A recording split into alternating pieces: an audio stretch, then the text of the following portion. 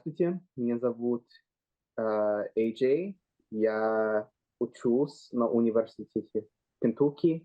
Translation from Russian, he says hello. He's A.J. Miller, a student from the University of Kentucky.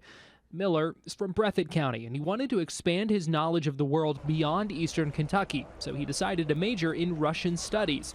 He studied the language for 3 years and wanted to study in Russia in 2022, but jailed Americans in that country gave him pause. I did have my trepidations about it.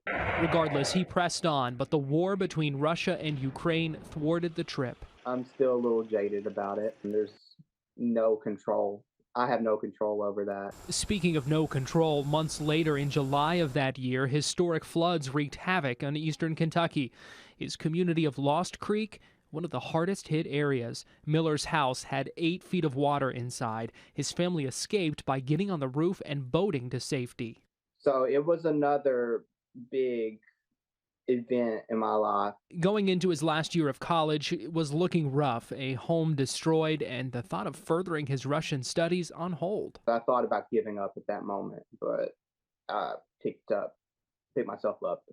Later, another opportunity arose. Study abroad in Latvia, a country that borders Russia, and parts of that country speak the Russian language. Miller wanted to stay home and help clean up, but his mom encouraged him to go, and he went. It was better suited for me, and I didn't feel in danger. When he came back from Latvia, flood cleanup was waiting for him, and he had to finish up his last year.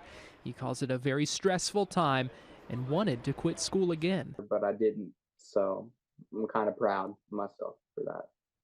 A story of pressing on and finishing through the toughest of obstacles.